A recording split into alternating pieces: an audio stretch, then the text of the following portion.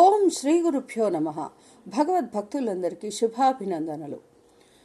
మనము ద్వాదశ జ్యోతిర్లింగాల గురించి, వాటి ప్రాశస్త్యం గురించి తెలుసుకుంటున్నాము. అందులో ఇవాళ ఉజ్జయిని మహాకాళేశ్వర జ్యోతిర్లింగం గురించి తెలుసుకుందాము. ఈ యొక్క మహాకాళేశ్వరిని శ్రద్ధాభక్తులతో అర్చిస్తే అత్యంత సులభంగా అందరికీ వరాలను ఇస్తాడు. దీనికి ఉదాహరణగా ఒక చిన్న పిల్లవాడు ధ్రువుడు ఎలాగైతే విష్ణు అనుగ్రహాన్ని పొందాడో అలాగనే ఈ యొక్క పరమేశ్వరుని దివ్యానుగ్రహాన్ని పొందాడు. పూర్వము ఉజ్జయిని నగరాన్ని చంద్రసేన మహారాజు పరిపాలించేవాడు.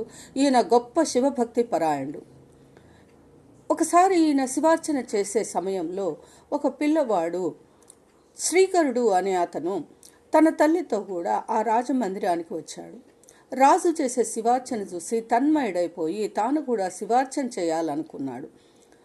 ఇంకా ఆ పూజ అయిన తర్వాత తన తల్లితో ఇంటికి వెళుతూ మార్గ మధ్యంలో ఒక శిల ఫలకాన్ని తీసుకొని ఇంటికి తీసుకువెళ్ళి ఆ శిలని ఒక పరమేశ్వరుని ప్రతిరూపంగా భావించి తాను అర్చించి పూజించసాగాడు.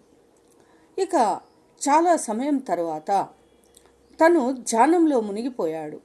తన తల్లి ఆహారం తినటానికై పిలిస్తే ఈ పిల్లవాడు ధ్యానంలో మునిగి ఉండి వినిపించుకోలేదు.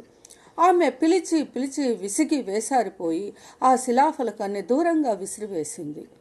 వెంటనే ఆ పిల్లవాడు కళ్ళు తెరిచి చూసి తన ప్రియమైనటువంటి పరమేశ్వరుని విసిరివేసినందుకు ఏడ్చి అలసిపోయి సొలసిపోయి మూర్ఛిల్లాడు.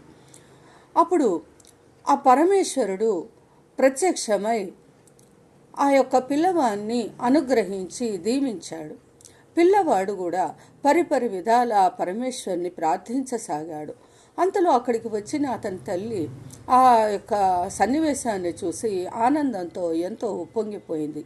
ఈ విషయము ఆ రాజ్యము ఉజ్జయిని నగరం అంతా వ్యాపించి చంద్రసేన మహారాజు కూడా అక్కడికి వచ్చి ఆ పిల్లవాని యొక్క భక్తికి ఎంతగానో మెచ్చుకున్నాడు.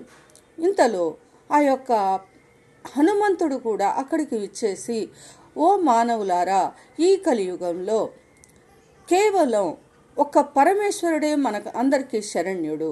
ఆ పరమేశ్వరుని భక్తి శ్రద్ధలతో అర్చించినంత మాత్రాన ఎలాగైతే ఈ శ్రీకరుడు పరమేశ్వరుని దివ్యానుగ్రహం పొందాడో అలాగే మీరందరూ కూడా పొంది ధన్యులవ్వచ్చు అని చెప్పి అంతర్ధానమయ్యాడు. ఈ విధంగా ఈ యొక్క మహాకాళేశ్వర జ్యోతిర్లింగము ప్రశస్తమైనది, ఎంతో మహిమాన్వితమైనది. ఈ స్వామి యొక్క దివ్యానుగ్రహానికి అందరూ పాత్ర